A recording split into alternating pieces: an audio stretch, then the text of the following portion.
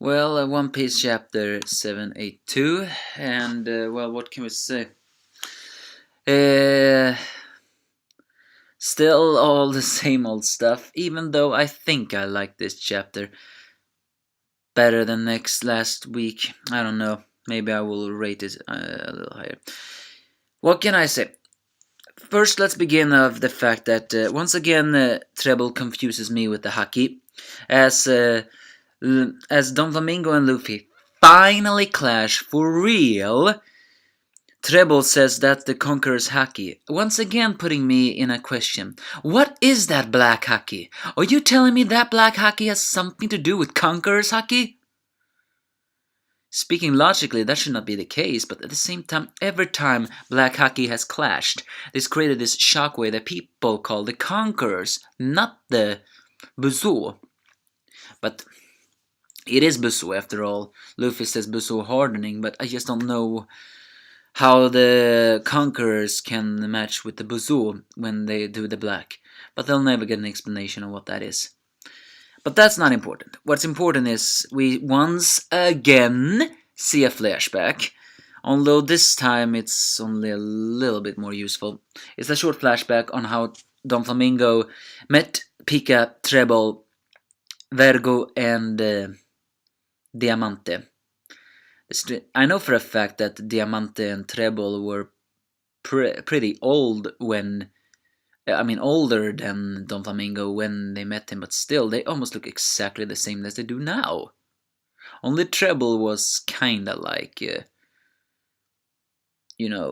Donflamingo's age.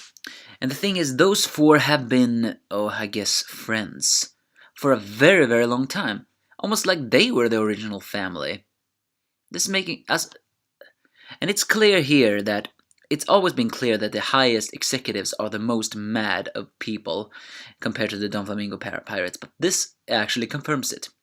Apparently, they were the one who preyed on Donflamingo's madness. Well, not really played, nurtured maybe. Nurtured his madness and practically spoiled him because they had a dream of... They wanted to serve someone who could become the Pirate King, and when they saw Donflamingo's haki, Conqueror's haki, they decided for that day on to serve him. Because they wanted to... They had a dream to become Pirate Kings, but maybe they wanted a dream to serve the Pirate Kings because they know they lacked the power. And then after that they practically spoiled him. When he said some punks pissed him off because they beat him in a fight, Treble shot them. When Donflamingo hurt in his knee, they burned the town down. Can you say extreme? I mean, that's just pure nightmare fuel, extreme madness. Just doing that. I mean, don't get me wrong, Donflamingo was mad even before they spoiled him. But seeing this, it's like they corrupt the insanity. They already corrupt the insane one. That's just messed up. But after that, Luffy and Donflamingo clash, and Luffy finally hurts him again, proving that Luffy can defeat Donflamingo. True, Donflamingo uses some powerful attack that could have sent Luffy flying unless Treble just caught him in his sticky. But still, Luffy can win against Donflamingo. But then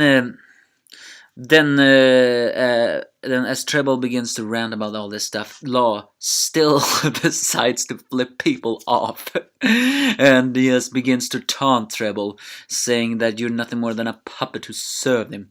All the while, which makes Treble so angry that he decides to finish off Law. And let's just say, even though badly weakened, even though probably have already shortened his lifespan to die in a few minutes, Law still is a badass. I mean, he uses his tact using a mini field, summons his severed arm that has somehow grabbed his sword, and just slashes Treble with a woo like that.